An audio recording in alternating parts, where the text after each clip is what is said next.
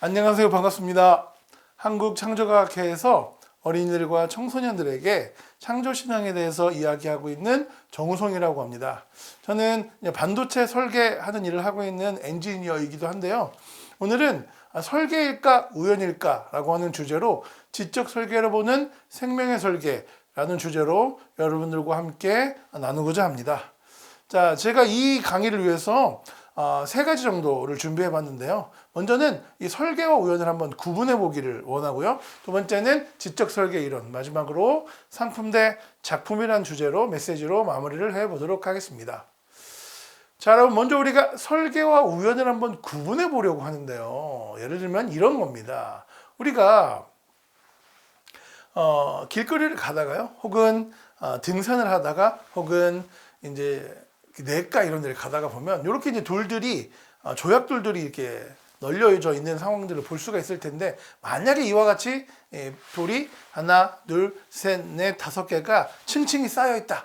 자, 이런 돌을 보면 저희가 이거를 일부러 만드는 걸까, 우연이 된 걸까라고 하는 생각을 해볼 수가 있을까요? 네. 자, 이거는 일부러 만든 걸까요? 우연이 된 걸까요? 마음속으로 한번 생각해 보시죠. 네, 답이 아마 있으시겠죠? 네, 이렇게 또 미국의 아치스 캐니언에 있는 유명한 조형물이라고 할 수 있는데, 여러분 요거 보면서는 요거는 우연히 만들어진 걸까요? 아니면 일부러 사람들이 만든 걸까요? 이런 고민 혹시 생각해 보실 수 있을까요? 자, 아마 여러분 마음속에 이미 답들을 하나씩 정하셨을 텐데요. 제가 몇 년 전에 유명한 달 사진 모음 이런 홈페이지에서 이런 걸 본 적이 있습니다. 와우, 마치 눈처럼 생겼죠. 그래서 이건 마치 일부러 누군가가 눈처럼 만들어 놓은 게 아닌가 하는 생각이 들 정도로 굉장히 정교하다라고 할 수가 있습니다. 사실 우리 이 조약돌 5개의 그림, 그리고 눈처럼 닮은 지형지물들을 보면 이게 만들어진 걸까, 우연이 된 걸까라고 하는 질문을 할 수가 있을 건데, 우리가 이런 질문들을 우리 마음속에 한번 담고 이 강의를 한번 진행해 보도록 하겠습니다. 네, 화성인데요. 사람들은 특히 이제 화성에 가서 굉장히 많은 탐사들을 하고 있습니다. 우리 잘 아는 것처럼 이 태양계에는 수, 금, 지, 화, 목, 토, 천, 해 이렇게 태양을 도는 행성들이 있는데, 여러분 수, 금, 지, 화까지가 바닥이 딱딱한 암석형 행성이 되겠고요.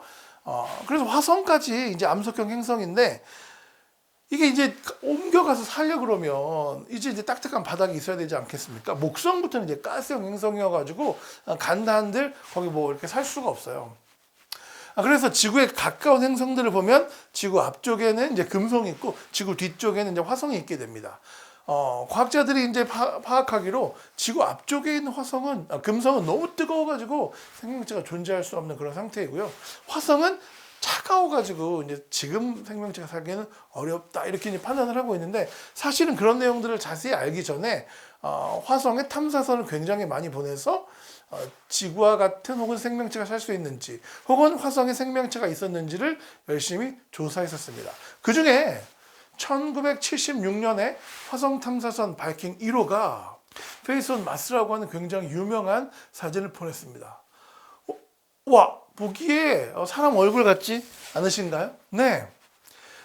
당시의 과학자들은요, 저 사진을 화성으로부터 전달되어 오는 것을 보고 굉장히 놀랐습니다. 여러분 생각해 보세요. 만약에 화성에 얼굴이 있어요. 그것도 지구인 중에 특정인의 얼굴이 있어요. 그건 무슨 의미일까요?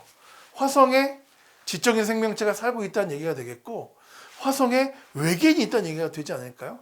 그래서 과학자들은 화성에 로켓을 보낼 때마다 저 주변을 굉장히 샅샅이 살펴보게 되었습니다. 예를 들면 이런 거죠. 1976년, 1998년, 2001년, 그리고 2006년. 2006년에는 아예 3D로 저 지역을 이렇게 탐사를 했는데요.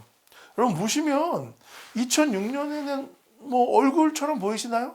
안 보이시죠? 마치 우리 동네 뒷동산에도 어디든 가면 볼 수 있을 것 같은 그런 모습이죠.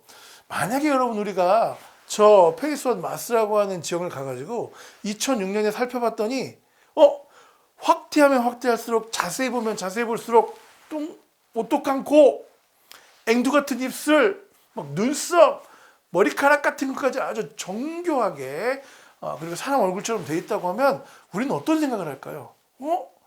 누군가가 지적인 생명체가 이걸 만들었을 것 같아. 그렇다면 화성에 지적인 생명체가 있는 게 아닐까라고 생각할 수 있을 겁니다. 2006년에 저희가 탐상을 보면 와 이거는 뭐 그냥 아닌 것 같아. 일부러 만들었다기보단 우연이 될 수 있는 것 같아 라고 생각할 수 있을 것 같습니다. 얼굴이 없어졌다는 얘기죠.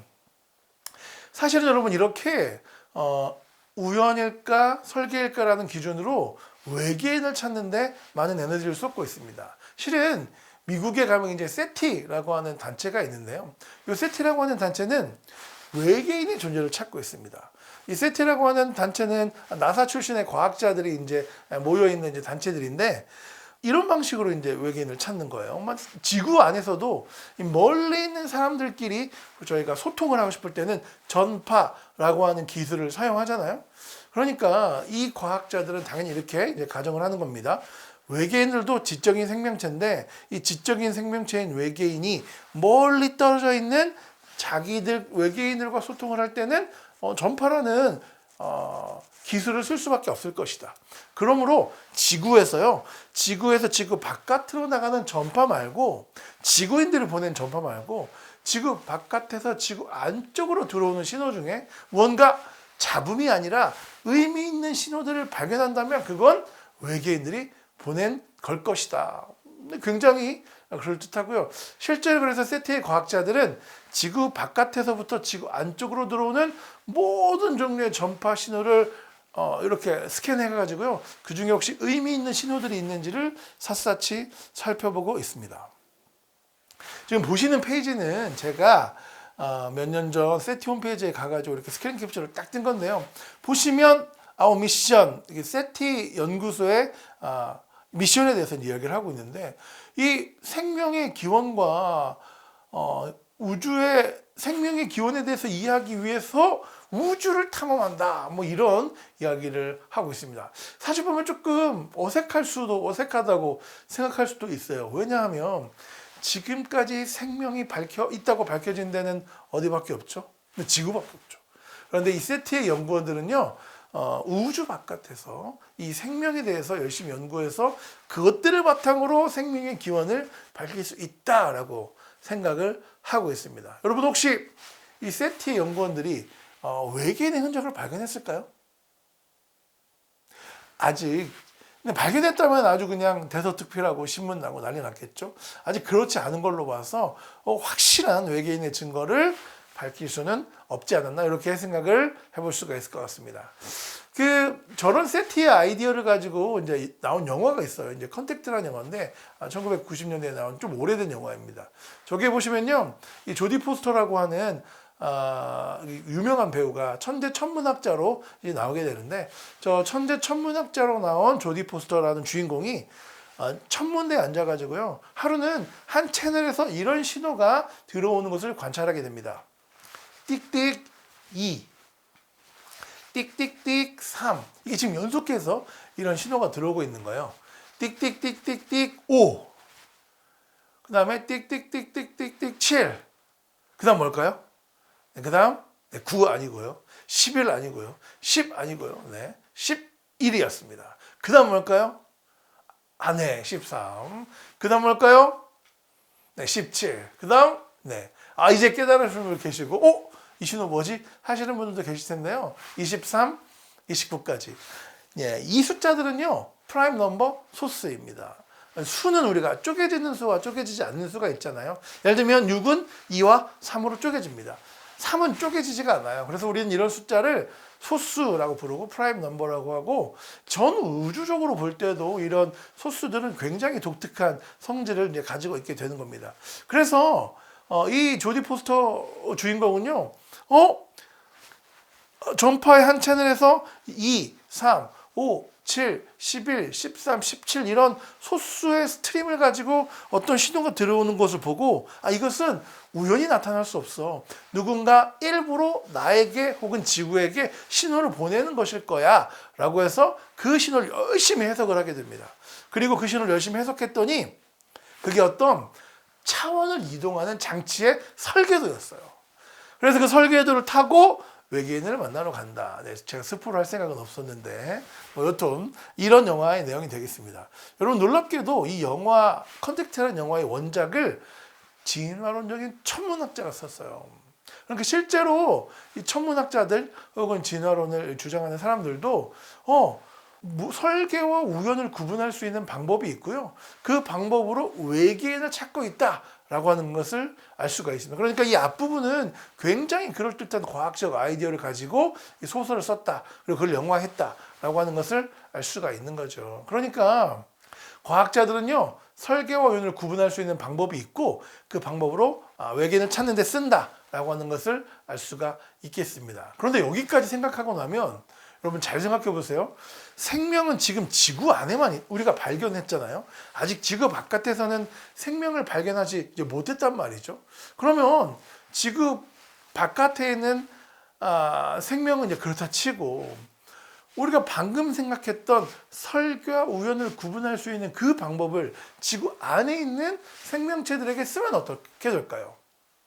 여러분 이 똑같은 고민을 하고 연구를 하신 분들이 있는데 이거를 그분들이 만든 이론을 지적 설계 이론이라고 할 수가 있겠습니다. 여러분 이거 굳이 영어로 하자면 인텔리전트 디자인이라고 할 수가 있겠는데 지적 설계 이론에 대해서 다음 챕터에서 한번 다뤄보겠습니다.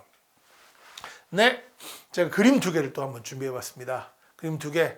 이 그림 2개를요 오늘 처음 봤다고 한번 생각하시고 제가 질문을 하나 드리고요. 보기를 5개 드릴 텐데 이 질문에 맞게 여러분 마음속에 손들기를 한번 해주시면 좋겠습니다. 마음에 드는 번호에 손을 드시면 좋겠습니다. 질문은 이겁니다. 여러분 1번 그림과 2번 그림 중 어느 것이 사람이 일부러 만든 것일까요? 네, 보기 5개 있다 그랬죠? 1번은 1번, 2번은 2번, 3번은 잘 모르겠다. 4번은 알고 싶지가 않다. 5번은 이상하다. 네. 괜찮으신가요? 자, 1번. 감사합니다. 자, 2번. 감사합니다. 자, 3번. 네. 4번. 네, 5번. 맞습니다. 여러분, 보시면 저 1번에 있는 그림은 어떤가요? 사람이 일부러 만든 것 같은가요? 그렇다고요? 네. 그럼 2번은요? 여러분, 2번, 저기, 오똑한 코, 앵두 같은 입술 보이시나요? 여러분, 제가 이걸 어떤 그 초등학생 친구들한테 물어봤더니 초등학생 친구가 이렇게 대답했습니다. 선생님, 1번은요, 너무 정교해서 너무 사람 같아요. 그래서 일부러 만든 것 같습니다. 예, 친구야, 그럼 2번은 어때? 선생님 보기엔 2번도 굉장히 정교하게 잘 만들었는데 아니에요, 선생님 2번은 너무 대충 만들었어요. 제가 그래서 그 친구에게 이렇게 한번 대답해 봤습니다. 친구야, 선생님은 그림을 되게 못 그려. 그래가지고 선생님은 초등학교 6년, 중학교 3년, 고등학교 3년 동안 내 그림이 교실 뒤에 한 번도 붙어본 적이 없어. 그래 되게 못 그리거든. 그러면 내가 그린 그림은 사람이 그린 그림이 아닐까? 제가 무슨 얘기 하려고 하는지 아시겠죠? 여러분, 정교하지 않다고 해서 일부러 만든 게 아닌 것일까요?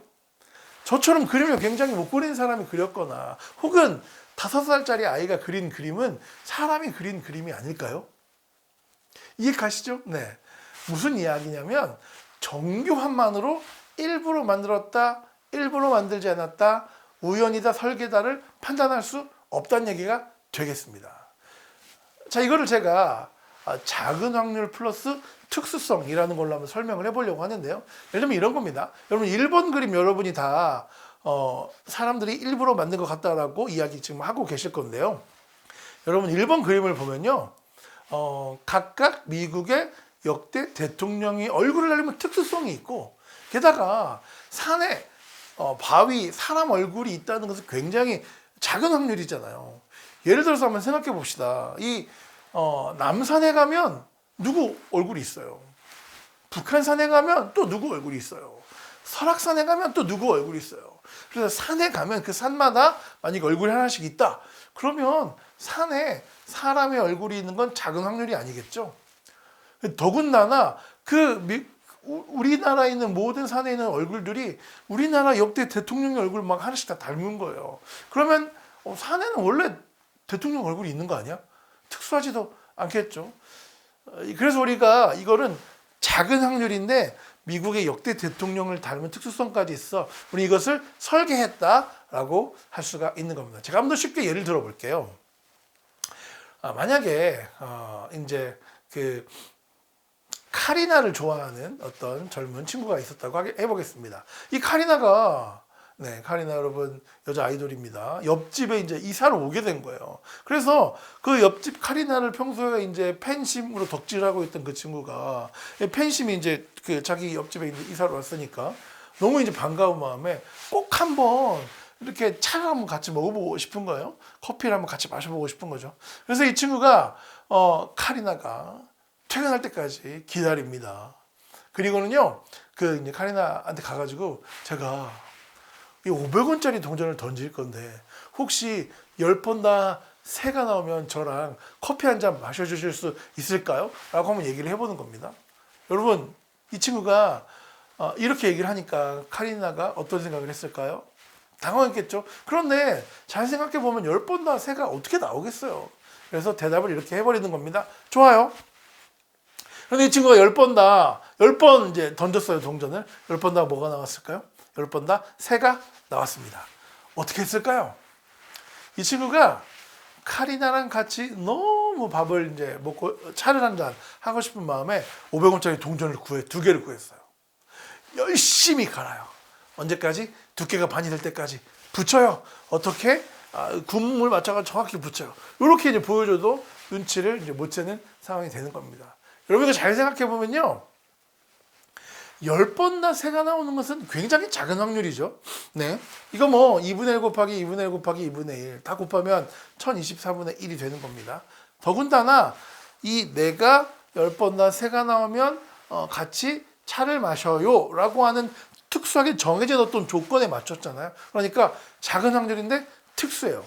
여러분 이 실험은 설계된 실험일까요? 우연에 맡긴 실험일까요? 설계된 실험이죠. 네, 설계된 실험입니다. 그래서 누군가 일부러 만들었다, 일부러 설계됐다라고 하는 것은 이 두 가지 특징이 들어있는 겁니다. 작은 확률이라고 하는 게 사실은 정교하다 이런 의미를 나타낼 수가 있어요. 그런데 정교할 뿐만 아니라 무언가 정해진 것이 있어야 된다라고 하는 거죠. 이것을 이제 윌리엄 뎀스키라고 하는 지적 설계론자가 인텔리전트 디자인이라는 책에서 스페시파이드 컴플렉시티라고 얘기했습니다. 그러니까 스페시파이드가 정해졌다는 뜻이거든요. 우리가 어떤 이제 기계나 장비 같은 걸 사면 보통 스펙이라고 하는 게 들어있잖아요. 스페시피케이션, 정해진 어떤 것이라는 뜻이거든요. 그래서 스페시파이드 컴플렉시티 하면 특정화 복잡성 혹은 정해진 복잡성이라고 이야기를 할 수가 있겠습니다. 그러니까 복잡하긴 복잡한데 여기 복잡하다는 말은 정교하다는 말과 같은 말입니다. 복잡하긴 복잡한데 정해져 있는 형태로 복잡해. 이해가시죠? 정교하긴 정교한데 의미가 있게 정교해. 이것은 누군가 일부러 만들었다고 할 수 있어. 라는 겁니다. 근데 이거 조금만 생각해 보면 매우 논리적이고 매우 합리적인 귀결이라고 할 수가 있을 것 같습니다. 여러분, 제가 문장 3개를 준비했는데요.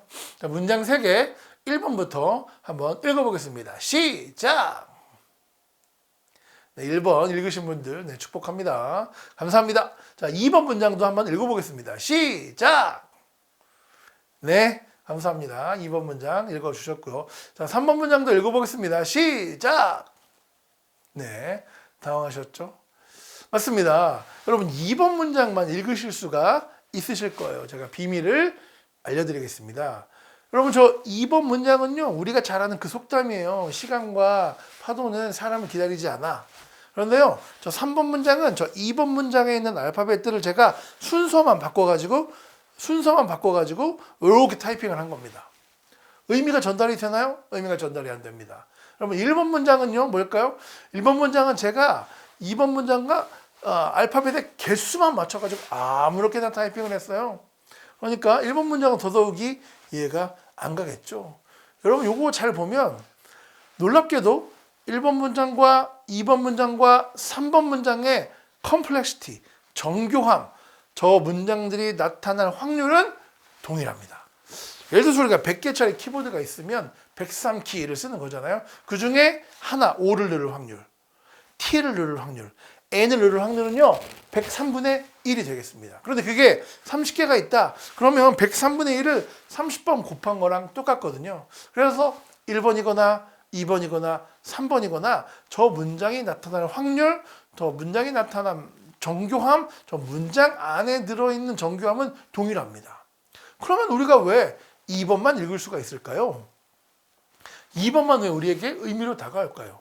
당연하죠. 우리가 TIME는 time이라고 읽고 시간이라고 해석하자라고 약속을 했기 때문에 그렇습니다. 물론 우리가 일일이 다 약속을 하지 않아가지고 저를 공부해가지고 뭐 단어를 막 외워야 되긴 하지만 여튼 이 사회가 time이라는 것을 시간이라고 해석하는 것으로 정했기 때문에 그런 거죠.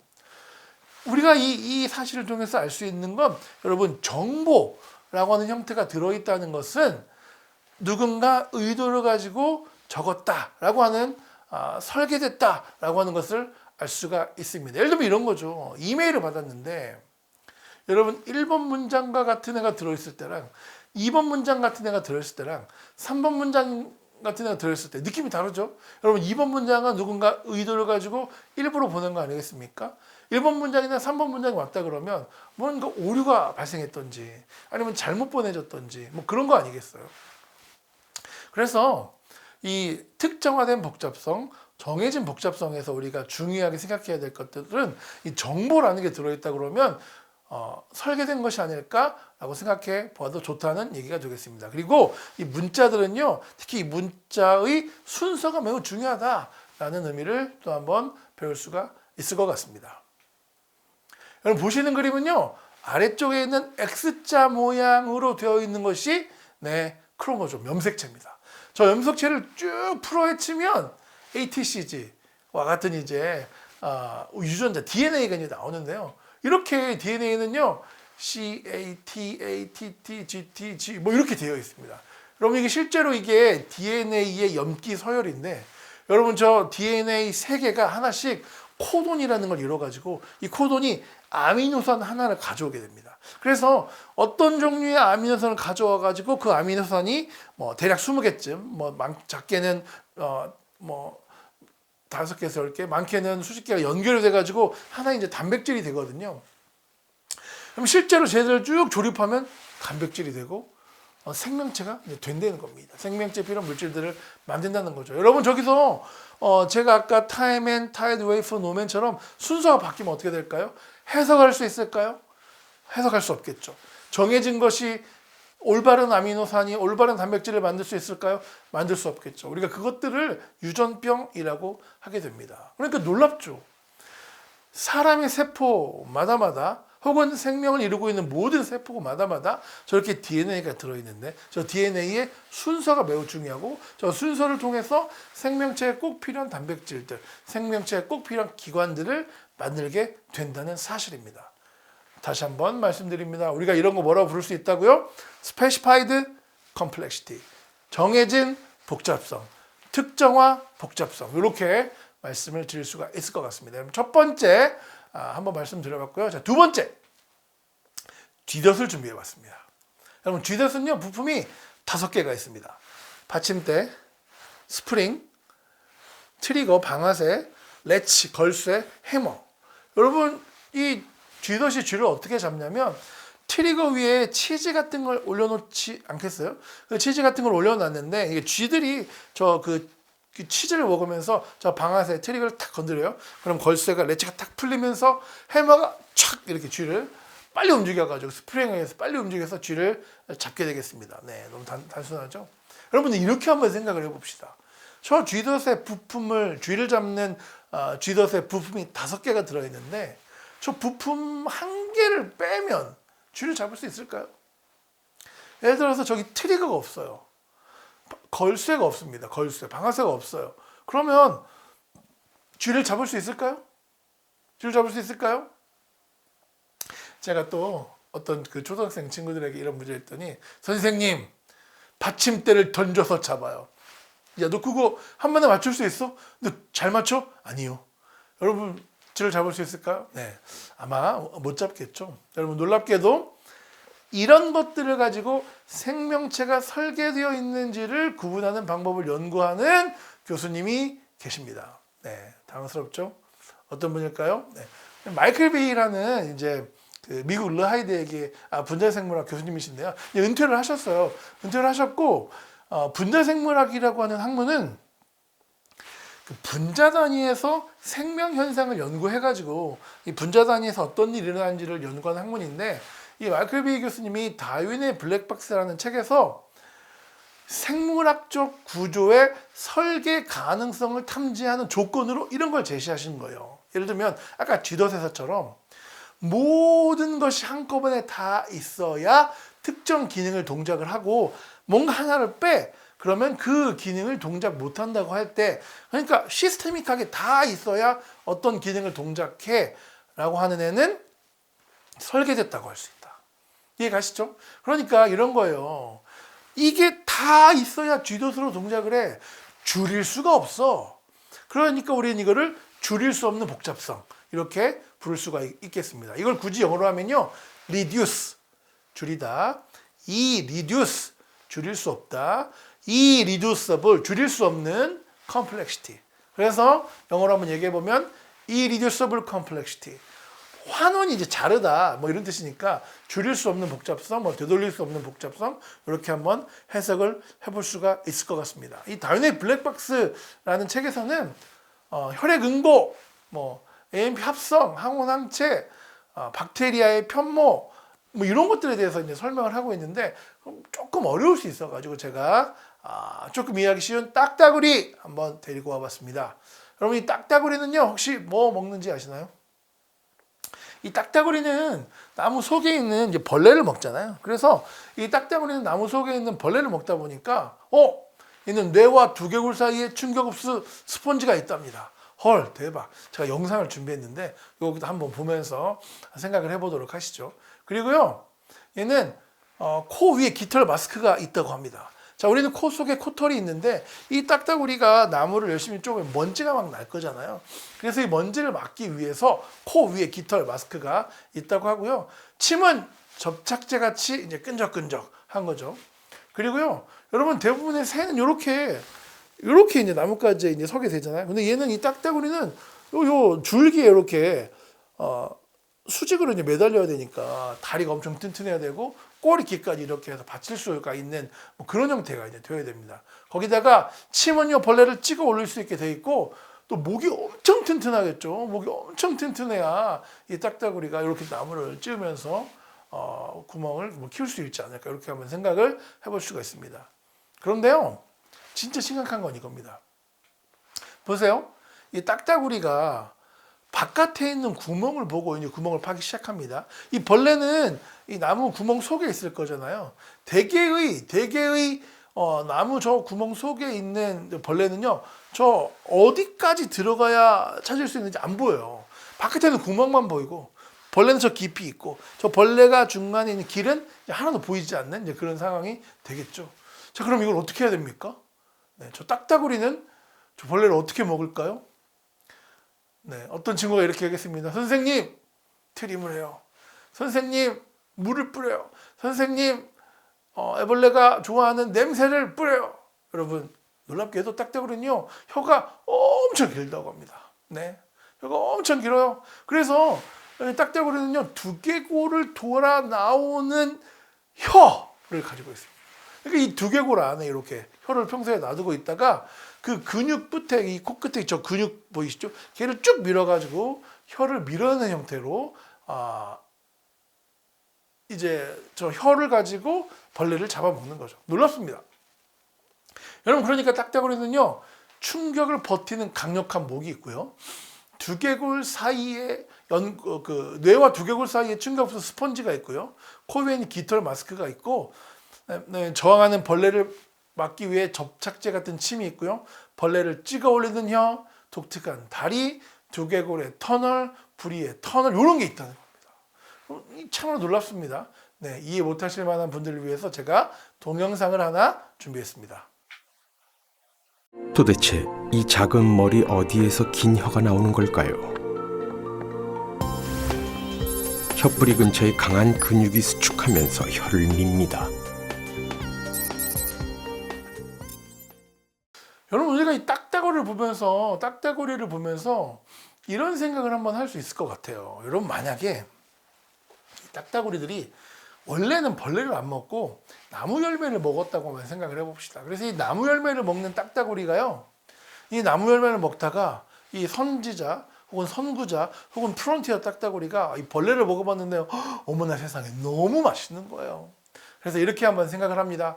아래에서 깨어나오는 아기 딱따구리들에게 이렇게 얘기하는 거죠. 얘들아, 야, 내가 벌레를 먹어봤는데 너무 맛있다. 자, 우리는 오늘부터 탄수화물은 버려. 우리는 단백질로 간다. 내가 먹어봤는데 특히 나무 안에 있는 애들이 정말 맛있더라. 자, 그래서 우리 오늘부터 혀를 늘려. 두개골의 터널을 뚫어. 목 운동을 열심히 해. 이러면 될까요? 이러면 될까요? 여러분, 획득 형질은 유전되지 않는다는 거 아시죠? 네. 그러니까 여러분, 이게 단순히 내가 운동을 해서 될 일이 아니고 이 두개골의 터널을 뚫는 것이 설계도로 자녀에게 전수가 돼야 됩니다. 그러니까 우리가 지금은 나무 열매를 먹지만 언젠가 모를 내 자손의 두개골이 터널 다 뚫려가지고 벌레를 먹을 수 있을 때까지 두개골에 이렇게 천천히 구멍 뚫는 일을 유전자로 해 나가야 된다는 거죠. 무슨 얘기인지 이해가시죠? 맞습니다. 딱따구리가 이 벌레를 먹기 위해서 저런 게 다 있어야 돼요. 어떤 복잡성이요? 줄일 수 없는 복잡성. irreducible complexity. 네, 딱따구리 보셨습니다. 자, 이제 벌레도 한 마리 준비했는데요. 폭탄 먼지벌레라는 애가 있습니다. 얘는 동영상을 먼저 보고 이야기 나누도록 하겠습니다.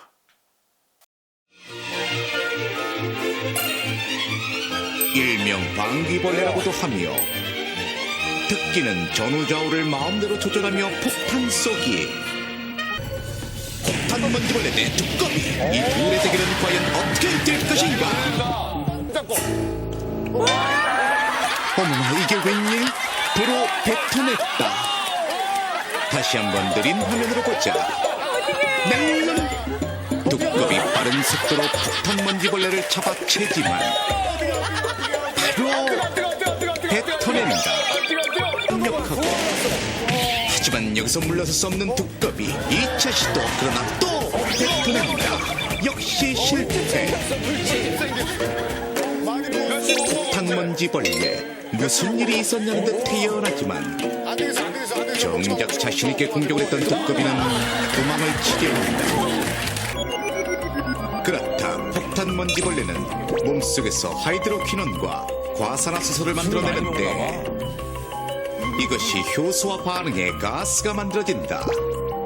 이 가스가 나오면서 폭발음과 함께 굉장한 열을 방출하는 것인데 열감지 카메라로 측정해보겠다.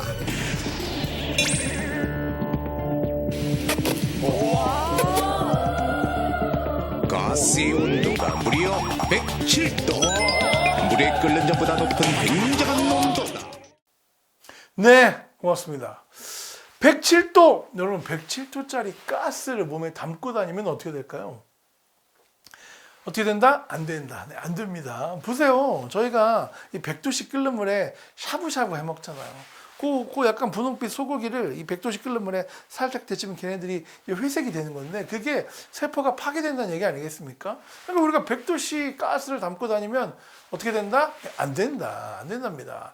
얘는요, 이 폭탄 먼지벌레라는 애는 아까 영상에서 이제 보셨지만 하이드로퀴논이라는 애랑 24%의 과산화수소를 따로 가지고 있다가 이 천적이 나타나면 이 폭발랑에서 섞어가지고요 발열 반응을 일으키는 거예요. 열이 생기는 화학 반응을 일으킨 다음에 이 효소를 가지고 이제 발열 반응을 촉진시켜가지고 쭉 뿜게 되거든요.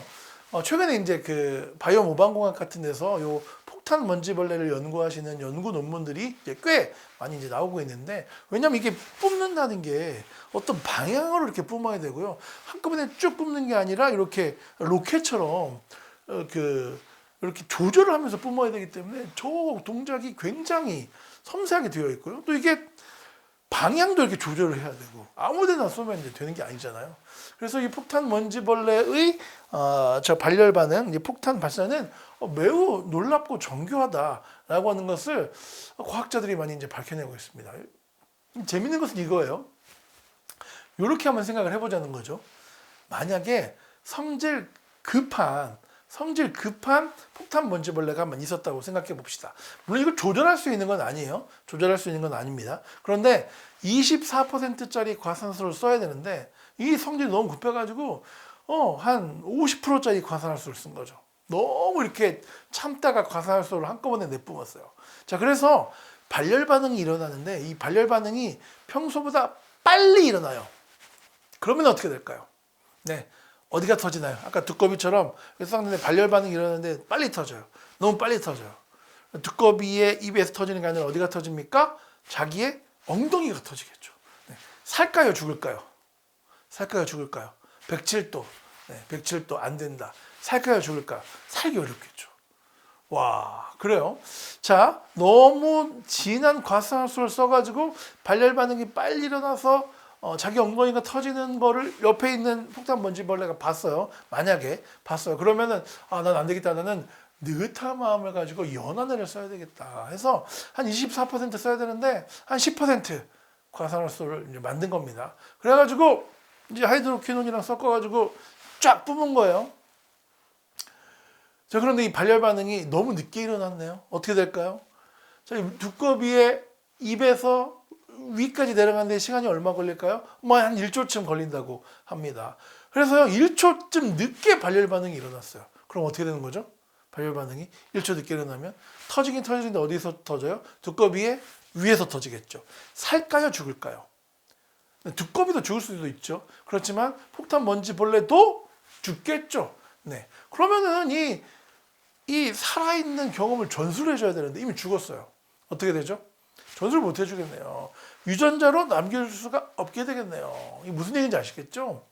폭탄 먼지벌레가 저 폭탄을 쏘는 기능으로 천적을 물리치려면 저게 한꺼번에 다 있어야 되고 한 가지를 기능들을 가지고 조금씩 발전시켜가지고 저 기능으로 천적을 물리치기는 되게 어렵겠다. 이해가시죠? 이거 뭐라고요? 줄일 수 없는 복잡성. 줄일 수 없는 복잡성, 처음부터 다 있어야 되는 복잡성. 이렇게 얘기를 할 수가 있겠습니다. 네, 저희가 설계 이론, 특히 지적 설계 이론에 대해서 두 가지 배웠습니다. 1번, 특정화 복잡성. 특정화 복잡성은요, Specified Complexity라고 하는데 작은 확률과 특별한 패턴이 있어야 되고 이 두 가지가 한꺼번에 나타나는 경우를 우리가 특정화된 복잡성이라고 할 수 있고 설계됐다고 할 수 있다. 라는 것이고요. 이게 특별히 또 정보의 특징이다. 그러니까 어떤 정보를 가지고 있는 무언가가 있다. 그럼 누가 일부러 만들었다고 할 수가 있겠죠. 이메일이 혼자 스스로 올 수 없다. 뭐 이런 얘기가 되겠습니다. 그리고 두 번째가 뭐였죠?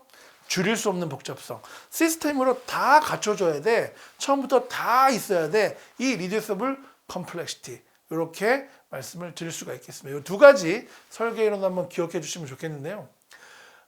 저희가 이제 그 복음을 전하거나 혹은 아이들하고 대화를 통해서 얘기를 해보면, 진화론의 잘못된 점들에 대해서 이렇게 저렇게 얘기를 많이 할 수 있는 경우를 저희가 많이 봐요. 그런데, 그럼 하나님께서 우리를 만드셨다는 증거가 있나요? 라고 하는 것을 사실은 성경 말고는 참 되기가 어려운데, 약간 더 과학적으로 얘기하면 이렇게 지적 설계 이론들에 대해서 이야기를 할 수가 있을 것 같습니다. 어떤 이제 지적 설계 이론을 반박하는 것들을 보면 이게 이미 진화론자들이 다 반박을 해냈다라고 이미 진화를 통해서 이런 일이 일어날 수 있다라고 설명을 하는 그 내용들을 보게 되는데요. 여러분 사실 좀 그건 이상한 게 이 진화라는 말 자체가 무목적적이고 무자기적인 반복적인 활동으로 인해서 진화가 일어나는 것을 얘기하잖아요. 그러니까 여러분 목적이 없는 데서 목적이 드러나야 되는 것이 우리가 얘기한 Specified Complexity, Irreducible Complexity에 드러난 부분이거든요. 그래서 그것들을 잘 생각해 보면 목적이 없는데 목적이 드러나도록 방향성을 가지고 변화가 일어난다는 것 자체가 진화론자들이 생각하는 진화랑 개념이 다르다. 실제 자연계에서 관찰되는 것은 내용이 다르다라고 생각을 할 수가 있을 것 같습니다. 자, 이제 세 번째 챕터 상품 대 작품으로 한번 가보도록 하겠습니다. 네, 여러분 제가 세 번째 챕터에서 꼭 여러분들에게 드리고 싶은 말씀 중에 하나가 이건데요. 얼룩말, 여러분 뭘 먹을까요? 한 글자. 풀, 네, 풀을 먹습니다. 네, 코끼리 뭘 먹을까요? 한 글자. 풀, 네, 풀 먹습니다. 기린 뭘 먹을까요? 한 글자. 풀, 네, 풀 먹습니다. 토끼 뭐 먹을까요? 풀, 네, 풀 한 글자. 감사합니다. 사슴 뭘 먹을까요? 풀 한 글자. 여러분 이상하지 않으세요? 저는 이게 되게 이상했어요. 제가 이제 살던 지역에 이제 어렸을 때 살던 지역에 동물원이 있었는데요.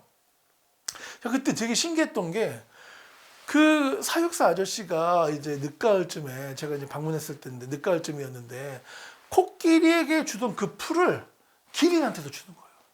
어머나 세상에. 기린한테 주던 그 풀을 얼룩말에게도 주는 거예요. 어머나 세상에. 그 주변에 떨어져 있던 풀을 제가 주워다가 토끼한테 줬는데 토끼가 엄청 잘 먹는 거예요.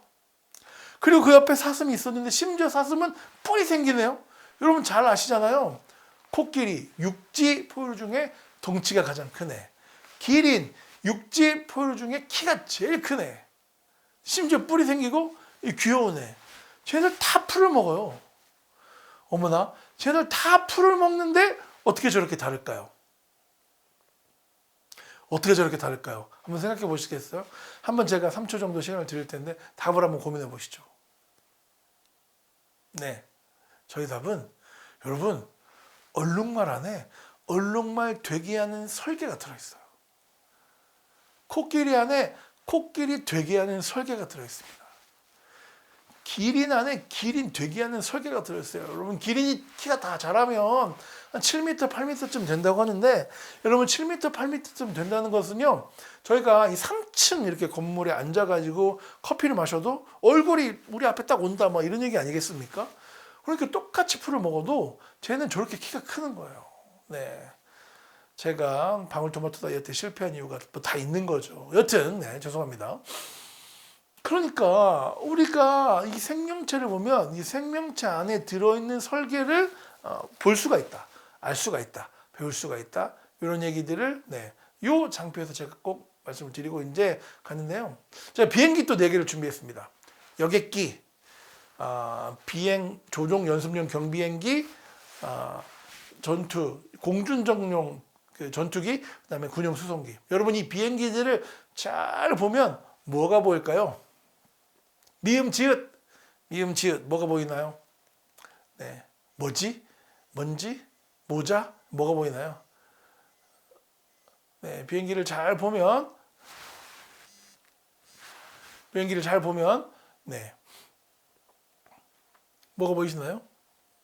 네, 목적이 보입니다. 목적. 여러분 저 여객기 왜 만들었을까요? 우주항공 조종한 저 엔지니어들이 저거 왜 만들었냐면요. 저 비행기를 멀리까지 안전하게 비행기에 탄 승객을 멀리까지 안전하게 수송하려고 만들었죠. 여객기. 자, 조종 연습용 경비행기 왜 만들었나요? 비행기 조종하는 걸 연습하려고. 근데 전투기 왜 만들었나요? 근데 공중전 싸우려고. 군용 수송기 왜 만들었나요? 지금 보시기만 해도 저 군용 수송기 엄청 사이즈가 큰데 탱크, 장갑차 같은 굉장히 큰 근용 물질을 이 전쟁이 벌어진 장소까지 빨리 이동하려고 이런 거 만들었지 않겠습니까? 그래서요. 누군가 무언가를 만들었다는 건 단순하게 그냥 만들었네가 아니고요. 만들 때는 만든 목적이 있다는 걸 알 수가 있습니다. 당연하죠. 만들었다는 건 만든 목적이 있다는 거예요. 누군가 설계했다는 건 설계의 목적이 있다는 겁니다. 그래서 혹시 목적이 잘 드러난 그림 아시나요? 목적이 잘 드러난 그림. 목적이 잘 드러난 그림 세 글자. 네, 시옷, 기역, 디귿. 시옷, 기역, 디귿. 목적이 잘 드러난 그림 세 글자. 설계도라고 할 수가 있습니다. 일단 질문을 한번 드려보지요. 사람에게 설계도가 있을까요?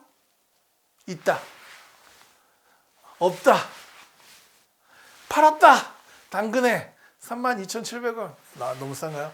네, 59,200원. 네. 사람에게 설계도가 있을까요? 있죠. 우리가 그것들을 유전 정보라고 하고요. 사람에게 설계도가 있으니까 아빠를 닮은 아들, 엄마를 닮은 딸이 이제 나오게 되는 겁니다. 이런 거죠. 자동차에 설계도가 있습니다. 설계도대로 부품을 만들고요. 걔들을 조립을 해요. 그럼 뭐가 되나요? 자동차가 됩니다. 자동차가 되죠. 사람에게 설계도가 있어요. 아까 우리 유전 정보, 염색체를 풀어헤친 DNA 안에 있는 ATCG대로 조립을 합니다. 그러면요, 걔네들이 코돈이 돼가지고 아미노산을 가져오고요. 그 아미노산을 조립하면 단백질이 됩니다. 그 단백질들을 조립하면 세포가 되고요. 그 세포들이 모여서 기관이 되는 거죠. 그 기관들이 모여서 이 사람이 되는 겁니다. 자, 지금 제가 여러분 목적, 설계, 사람 이런 얘기를 하고 있는 겁니다. 이해가시죠? 독특한 목적이 있다는 건요, 독특한 설계가 있다는 말입니다. 여러분이 그래서 바로 독특한 존재라는 것입니다. 여러분, 우리가 DNA 똑같은 사람 없잖아요. 일란성 쌍둥이 빼고. 그러니까 우리의 설계가 각기 다르다는 거, 그거 무슨 의미일까요? 독특한 목적이 있다라는 것을 우리는 이해를 해야 된다고 생각합니다. 하나님께서 우리를 만드셨다고 하는 걸 믿는다는 건 여러분 단순하게 하나님께서 창조하셨네 라고 할 뿐만 아니라 하나님의 독특하고 아름답고 고유한 목적이 우리 개개인 한 명 한 명에게 다 다르게 주셨다라고 하는 것을 믿어야 한다. 그걸 믿어야 한다라고 하는 사실입니다. 그래서 하나님께서 우리 안에 놀라운 목적을 두셨다. 하나님께서 만드셨다는 걸 믿는다는 것은 우리 안에 하나님의 목적이 있다라고 하는 것을 믿어야 한다라고 하는 것임을 저는 생각합니다. 보세요. 그 하나님께서 우리 안에 두신 목적을 저는 비전이라고 부르고 싶습니다. 여러분, 그것이 우리가 존재하는 이유가 아닐까요? 하나님께서 우리를 성도로 부르셨고요. 그 부르심으로 살아갑니다. 그리고 하나님께서 우리 안에 두신 그 하나님의 목적으로 말미암아 우리가 더 행복해질 수 있는 것이 아닌가, 저는 그렇게 생각합니다. 왜냐하면 여러분, 제가 휴대폰을 이제 들고 있는데요. 휴대폰이 너무 튼튼해 보이는 거예요. 그래서 어느 날 이 너무 튼튼해 보이는 휴대폰을 망치로 한번 썼다고 생각해 봅시다. 한 두 개 박을 수 있을까요? 한 개 박으면 망가지겠죠? 그러면 이 망치로 쓰인 휴대폰이 행복할까요? 망가졌는데? 물론 휴대폰은 스스로 생각을 할 수가 없어요. 그렇지만 이런 거죠. 만약 휴대폰이 인격이 있다면 휴대폰은 사람과 사람 사이를 이어주고 소통해주는 도구로 만들어졌잖아요. 그럴 때 이제 그 휴대폰이 가지고 있는 원래 수명대로 살 수 있고 또 그런 거죠. 그러면 여러분, 우리가 진짜 행복하게 사는 건 무엇일까요? 하나님께서 우리 향해 두신 목적을 발견하고 그 목적대로 살아나가는 길이라고 저는 믿습니다. 네, 예레미야 1장 4절에서 5절인데요. 다 한번 읽어보겠습니다. 여호와의 말씀이 내게 임해 말씀하셨다. 내가 너를 모태에서 생기게 하기 전에 너를 알았고 내가 태어나기 전에 너를 거룩하게 구별했으며 너를 여러 민족들을 위한 예언자로 정했다. 여러분, 예레미야를 부르신 하나님의 말씀이 하나님께서 예레미야를 부르실 때 예언자로 정했다라고 이야기하시는 겁니다. 여러분, 지금 이제 기본 과정 이제 들어오셔가지고 여러분 중에는 어떤 분은 또 중급 고급 과정 가지고 이제 그 전문 사역자까지 가실 텐데, 여러분 여기까지 오셨으니까 하나님께서 이 창조 신앙을 통해 여러분들에게 여러분의 삶 가운데 이루시기를 원하시는 메시지가 분명히 있다고 저는 믿고요. 그러므로 끝까지 한번 전문 사역자까지 도전해 보시기를 진심으로 축복합니다. 네, 상품 대 작품입니다. 여러분, 어떤 사람은 상품으로서의 인생을 삽니다. 여러분, 상품 뭐가 중요하죠? 가격, 크기, 스펙 이런 게 중요합니다. 그러니까 상품은요, 돈으로 바꿀 수 있는 무언가를 위해 사는 삶입니다. 우리가 잘 생각해 보면 이마트 라면 코너 셋째 줄 두 번째 줄에 있는 신라면하고 홈플러스 라면 코너 첫 번째 줄 두 번째 칸에 있는 신라면, 어떤 걸 사시죠? 우리가 반드시 그 신라면이어야만 해 이렇게 사지 않잖아요. 그것은 대체 가능하고 돈으로 바꿀 수 있기 때문에 그렇습니다. 우리 그런 것을 상품으로서의 인생이라고 생각합니다. 상품. 그런데 여러분, 어떤 사람은요 작품으로서의 인생을 살아요. 작품의 가치는 뭐가 결정할까요? 작품의 가치 바로 작품을 만든 사람, 작가가 결정합니다. 작품으로서의 인생을 산다는 건요. 작품으로서의 인생을 산다는 건 작가와의 스토리를 만들어가는 삶이 아닐까라고 생각합니다. 스펙을 쌓아가는 상품으로서의 인생이 아닌 우리 안에 있는 하나님께서 두신 하나님의 목적을 발견하고 그 목적을 찾아 나가는 작품으로서의 삶을 사시기를 깨닫기를 축복합니다. 감사합니다. 지금까지 조은성이었습니다.